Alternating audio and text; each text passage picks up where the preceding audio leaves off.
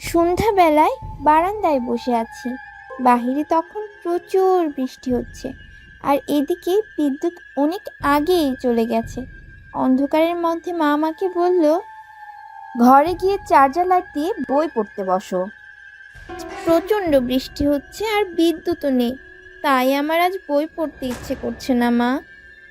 এভাবে বললে কি হবে? যদি 2 থেকে 3 দিনও বিদ্যুৎ না আসে তাহলে কি করবি? বিদ্যুৎ যদি থাকতো তাহলে তো পড়তেই বসতাম। মা কিছু না বলে তিনি ঘরের ভিতর চলে গেলেন। আমি আবার সোফায় বসে বৃষ্টির ঝিমঝিম শব্দ শুনতে লাগলাম। এমন সময় কোথায় থেকে যেন কান ফাটানো শব্দ শুনতে পেলাম। শুনেছি বাজপাড়া মানুষের আত্মা নাকি বাজপড়া স্থানের আশেপাশে ঘুরে বেড়ায়।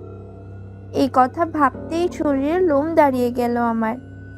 আর বারান্দায় বসে থাকতে পারলাম না, দৌড়ে ঘরের ভিতর চলে গেলাম। তারপর বিদ্যুৎ আসলে রাতের খাওয়া দাওয়া করে আমি ঘুমাতে গেলাম।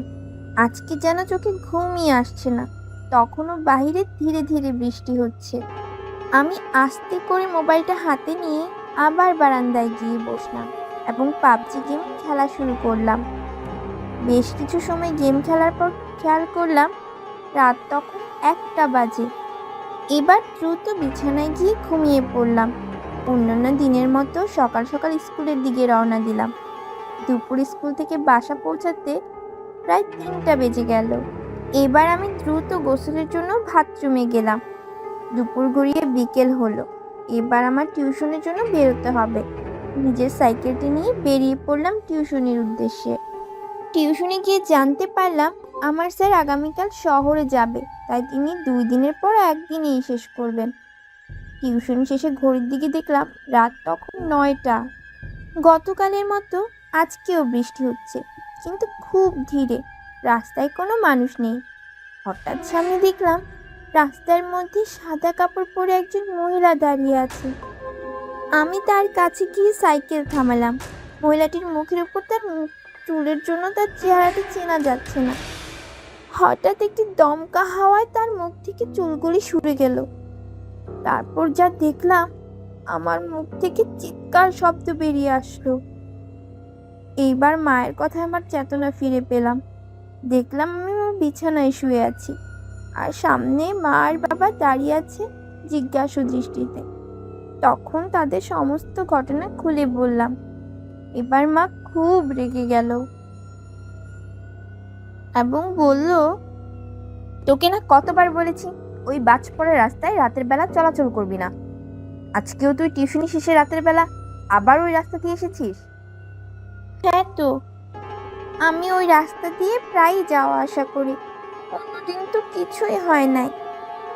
এবার মা যেন আরো বেশি রেগে গেলেন। তিনি আমার উপর বেপরোয়াভাবে চিৎকার করলেন। কিছুক্ষণ পর আবারও সব নিস্তব্ধ। এবার আমি শুয়ে শুয়ে ভাবলাম, আসলে এই বাজপড়া রাস্তার রহস্য কি? সেখানে কি এমন আছে যে রাতের বেলা ওই রাস্তায় সকলেই যেতে ভয় পায়? পরের দিন আবার বাবার কাছে ওই রাস্তার ব্যাপারে জানতে চাইলাম। তিনি বললেন, প্রায় 2 বছর আগের কথা। সেদিন সন্ধ্যা থেকে প্রচুর বৃষ্টি ও দমকা হাওয়া বইছিল। এলাকার লোকজন সন্ধ্যার পরেই খাওয়া দাওয়া করে ঘুমিয়ে গিয়েছিল। হঠাৎ প্রায় রাত 2টার দিকে প্রকট বাজ পড়া শব্দে সকলের ঘুম ভেঙে যায়। সকালে এলাকায় বেশ হইচই পড়ে যায়। রাতের বাজটি পড়ছিল ওই রাস্তার ঠিক মাঝখানে, আর সেখানে এক মহিলার পোড়া মৃতদেহ পাওয়া যায়।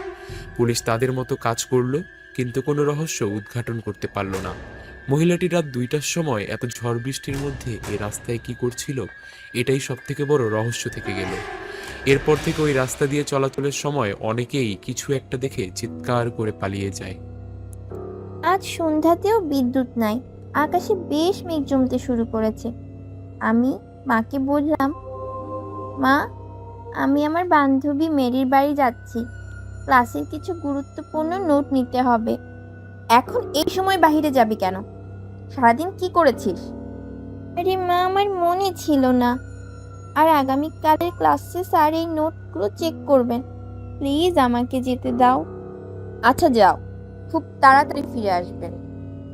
এবার আমি রওনা দিলাম সোজা ওই বাজ পড়া রাস্তার দিকে। আমার মনে বিশ্বাস ছিল ওই আত্মাটি আমার কিচ্ছু করবে না। আর মনে মনে ঠিক করেই নিলাম, যা কিছু হোক না কেন এই সাইকেলের হ্যান্ডেলটি ছাড়া যাবে না।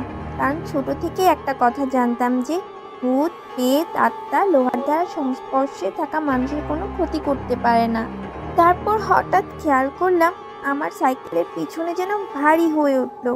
আমি দ্রুত সেখানে সাইকেল থামিয়ে নেমে পড়লাম এবং দেখলাম একটা সাদা কাপড় পরা মহিলা আমার সামনে দাঁড়িয়ে আছে, আর তার মুখটি ছিল বীভৎসভাবে আগুনে পোড়া। এটা দেখে আমার শরীর একে ঠান্ডা স্রোত বয়ে গেল। তোর সাহস তো কম না। এই রাতে এই রাস্তায় কেউ চলাচল করার সাহস পায় না, আর তুই পিচ্চি একটা মেয়ে এই রাস্তায় চলাচল করছিস। দেখো, আমি তোমাকে ভয় পাই না। আমি জানি এই রাস্তায় রাতের বেলা অনেকেই তোমাকে দেখে ভয় পেয়েছে, কিন্তু তাদের ভয় দেখানো তোমার উদ্দেশ্য ছিল না। বরং তুমি জানাতে চেয়েছিলে তোমার মৃত্যুর আসল রহস্য কি, ঠিক তো? এ কথা শুনে মহিলাটি ভয়ানক হাসি এসে বলল, তোর বয়স কম, কিন্তু ওই মানুষগুলো যা বুঝতে পারলো না তুই ঠিকই বুঝতে পেরেছিস, আর এতেই আমার মুক্তি হবে। তারপর এই মহিলাটি তার সমস্ত ঘটনা আমাকে খুলে বলেছিল, এবং সেই কথা আমি আমার ভাষায় আপনাদের বলছি। মহিলাটির সাথে তার স্বামীর পরকীয়া নিয়ে বেশ কিছুদিন ধরে ঝামেলা চলছিল। ওই বাজ পড়া রাতে মহিলাটির স্বামী তার বন্ধু মিলে মহিলাটিকে হত্যা করে, এবং কিছুক্ষণ পরেই তারা বাজের শব্দ শুনতে পায়।